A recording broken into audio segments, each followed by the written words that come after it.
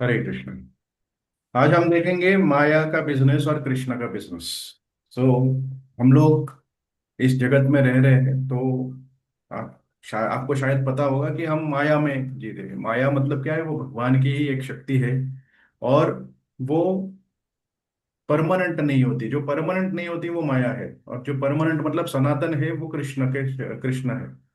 तो माया का काम क्या होता है? माया मतलब दुर्गा देवी।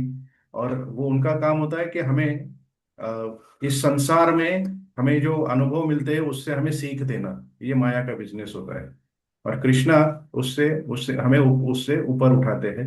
ये कृष्ण का नाम होता है। तो हम देखते हैं, जब हम इस जगत में आते हैं तो हमें कुछ ज्यादा समझ में नहीं आता है कि कैसे हम इस माया में आए हुए हैं। हम जन्म जब होता है तो जन्म के वक्त कोई नाम नहीं होता है, कुछ भी उपाधि नहीं होती, कोई भी हमारा सोशल आइडेंटिफिकेशन नहीं होता है।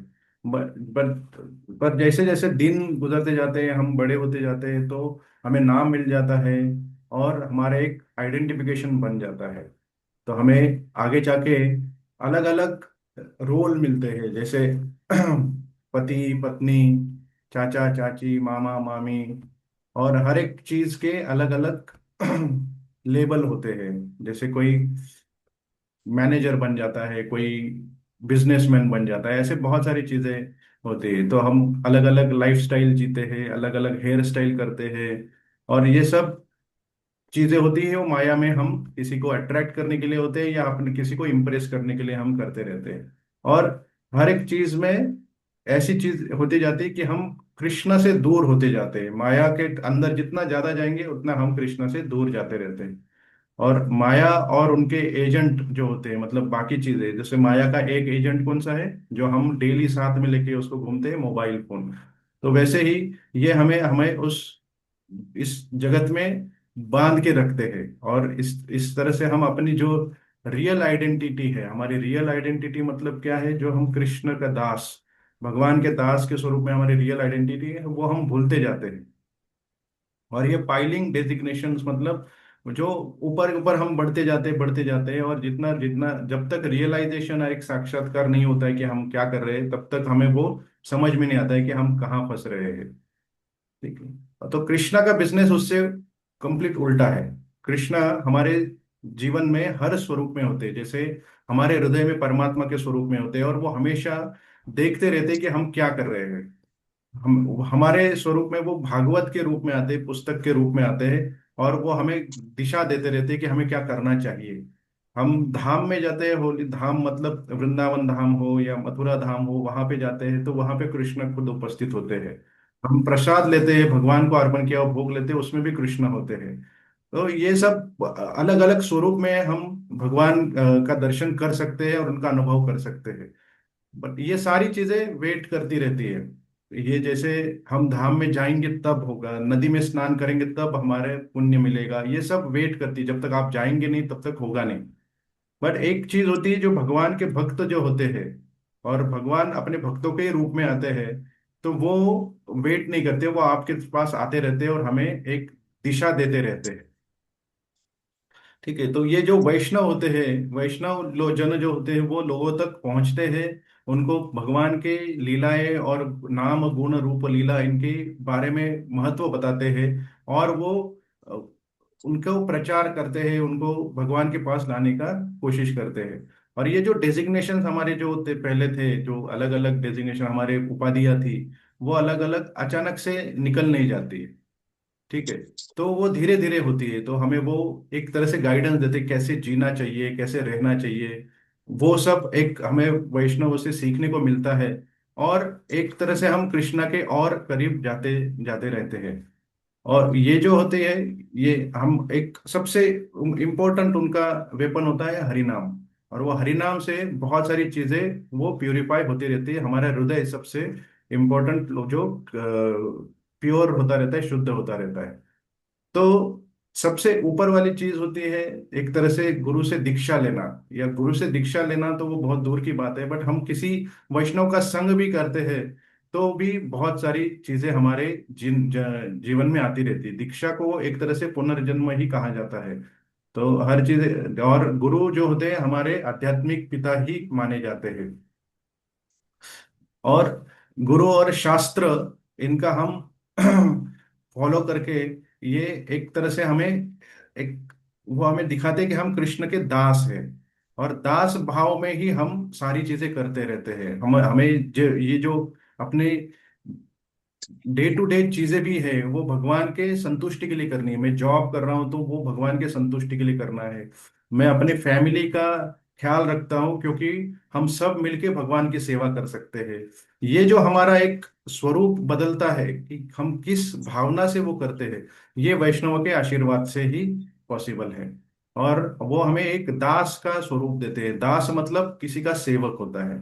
और हमारा जो मटेरियल और भौतिक जीवन में हम बॉस और बॉस, मतलब बॉस के भी बॉस होना चाहते हैं और हमें ऐसे बढ़ना चाहते हैं। बट जब वैष्णव का संग आता है तो हम दास अनुदास बनने की कोशिश करते हैं और ज्यादा से ज्यादा लोगों तक पहुंचाते हैं भगवान का मैसेज। तो आप लोग इस सेशन में आ रहे हैं तो आपको भी लगता होगा कि और भी लोग इसमें जुड़े, क्योंकि ये एक दास भावना आपके मन में आती जाती है। क्योंकि ये हम एक दूसरे का संग एक तरह से ले रहे हैं, वैष्णव का संग। जो भक्ति में आगे बढ़ना चाहते हैं, रोज हरि नाम जप करते हैं, वो वैष्णव बन जाते हैं। और वो वैष्णव का संग अगर एक दूसरे को मिलता है तो हमें वो दास भाव अपने आप आता रहता है। तो यही भगवान का एक आशीर्वाद या अनुग्रह होता है। जब हमें हमें ये भाव आते जाता है, ये भगवान का एक अनुग्रह होता है। ठीक है। तो इसके लिए भगवान ने भगवत गीता में श्लोक बताया हुआ है कि हरि नाम ही अपना एक एक तरह से एक मेडिसिन है, एक तो उस तरह से बाहर आ सकते हैं। और ये वरिष्ठ वैष्णवों का आशीर्वाद से और उनकी कृपा से ही हम आगे बढ़ सकते हैं। तो एक श्लोक आता है 12वें अध्याय में, तेषामहं समुद्धरता मृत्यु संसार सागरात भवामि न चिरात पार्थ। न चिरात पार्थ, ये श्लोक, ये शब्द बहुत इंपॉर्टेंट है। मया मया वेशित चेतसा। तो भगवान वैष्णव हमें एक तरह से बताते हैं कि हरिनाम का महत्व क्या होता है और कैसे हमें भगवान के शरण में जाना चाहिए। वो भगवान की तरफ जाने का एक रास्ता दिखाते हैं। जैसे हरिनाम में ही भगवान होता है, इस तरह से हम रास्ता दिखाते रहते हैं। भागवत सुनना, डेली भागवत सुनना बहुत इंपॉर्टेंट होता है। ये एक तरह तरह से वैष्णव हमें रास्ता दिखाते हैं। और एक तरह से वो जब सिंसियरली प्रैक्टिस करते रहते हैं तो वो भगवान के साथ जुड़ते जाते हैं। जो भक्त होते हैं वो भगवान के साथ जुड़ते हैं और वो इंस्पायर होते हैं। तो न चिरत यहाँ पे जो बताता है कि जब भगवान का नाम, जो उनका, उनके ऊपर हम अपना मन केंद्रित, या हमारे मन और इंद्रिय हम उनकी सेवा में लगाते हैं, तब न चिरत मतलब इमीडिएटली या तुरंत, जल्दी ही, धीरे धीरे नहीं। कि वो क्या होता है कि वो भगवान का जो, ये जो मटेरियल जगत से, हम माया के जगत में है, उससे हम बाहर निकाल के भगवान की जगत में जा सकते हैं। और ये जन्म मृत्यु से परे हम जा सकते हैं, ये इस श्लोक का अर्थ है। ये संसार सागर इसमें बोला हुआ है, मृत्यु संसार सागर, ये बहुत ही गहरा है और माया बहुत ही शक्तिशाली है। और हम माया के सामने बहुत छोटे हैं। माया किस स्वरूप में आएगी ये भी हमें पता नहीं होता है। बट जब हम हरिनाम के संग में रहते हैं तो माया को हम अच्छे से परास्त कर सकते हैं, या कृष्णा खुद हमें उसके आगे लेके जा सकते हैं, माया के आगे। तो हमें क्या करना है, हमें हमें सिर्फ भगवान के शरण में रहना है और कंटिन्यूसली जप करते रहना है। ये सबसे इंपॉर्टेंट है।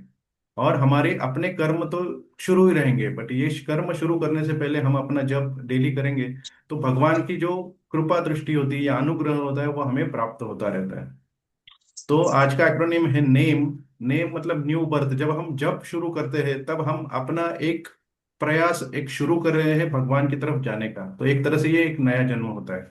ये एक फॉर्मेलिटी नहीं होती, ये हमें एक तरह से एक शुरुआत होती है हमें भगवान की तरफ जाने के लिए। और एजेंट्स ऑफ मर्सी मतलब ये जो वैष्णवों का संग, हमें एक दूसरे का संग मिल रहा है, वो हमारे एक तरह से एजेंट्स ऑफ मर्सी, उस दया को हमारे हम तक पहुंचाने के लिए एक मर्सी है। तो हम अनम्यूट करके क्यों चैंट करते हैं कि ये हम एक, ये जो मर्सी, एक ये जो कृपा है एक दूसरे को हम दे सकते हैं इस तरह से। एम फॉर मेडिसिन, और मेडिसिन हमारे लिए एक ही है, भगवत का नाम, भगवान नाम, हरे कृष्ण महामंत्र। और ई फॉर ईगो टू दास, मतलब हमारा जो ईगो होता है, ईगो मतलब हम बॉस बनना चाहते हैं। ये बॉस तो हम मटेरियल वर्ल्ड में बन भी जाते जाते हैं, बट ये हम दास भाव में, हम सेवक के भाव में भगवान का नाम जपते हैं। तो ये अगर हम करते हैं तो हम भगवान के जो एक तरह से भगवान के प्रति जो हमारी कृतज्ञता होती है, कृतज्ञता मतलब हम उनके लिए बहुत कृतज्ञ है कि उन्होंने हमें ये जन्म दिया है और हमें एक मौका दिया है हम जब कर सके। तो ये हमारे अंदर जागृत होता है और हम ये हरि नाम बहुत लोगों तक पहुंचाने की कोशिश करते हैं। तो इसी भावना से आज जप करेंगे कि हम भगवान के सेवक हैं, और भगवान के सेवक के रूप में आज का जप करेंगे। तो आप सबसे अनुरोध है कि आप अनम्यूट करके अपना जप शुरू कर सकते हैं। हरे कृष्ण।